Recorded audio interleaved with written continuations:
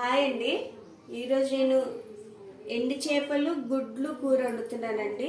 దీనికి కావాల్సినవి 2 ఉల్లిపాయలు కట్ చేసి పెట్టుకున్నాను, అల్లం వెల్లుల్లి పేస్ట్ అండి, 4 గుడ్లు, కొన్ని శుభ్రం చేసి పెట్టుకున్న ఎండు చేపలు, కొద్ది కరివేపాకు, ఒక టమాటా అండి. ముందుగా నేను ఆయిల్ పెట్టుకున్నానండి. ఇందులో కొద్దిగా పసుపు వేయాలి.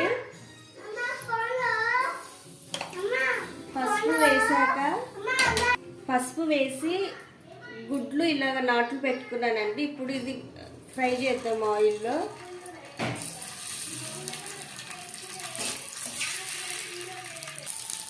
చూడండి, గుడ్లు వేగిపోయాయి, తీసి పక్కన పెట్టేసుకుందాము. ఇప్పుడు ఇందులోనే కూరకి సరిపడా ఆయిల్ వేసుకోండి. ఆయిల్ వేడెక్కాక మనం కట్ చేసి పెట్టుకున్న ఉల్లిపాయలు పచ్చిమిరపకాయలు వేసేసుకుందాము. వేడెక్కిపోయింది. కరివేపాకు. ఇప్పుడు ఒక 1 మినిట్ అంటే మూత పెట్టుకుని ఉల్లిపాయలను మగ్గనిద్దాము.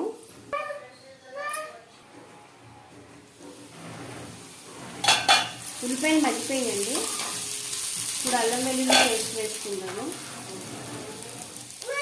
పచ్చివాసన పోయేంత వరకు ఫ్రై చేయాలండి అల్లం వెల్లుల్లి. చూడండి, అల్లం వెల్లుల్లి వేగిపోయింది. ఇప్పుడు ఇందులో ఒక టమాటో కట్ చేసి పెట్టుకున్నాను, వేసుకుని తిప్పుకుందాము. తిప్పాక మూత పెట్టేసుకున్నామండి. 1 నిమిషం మగ్గనివ్వండి.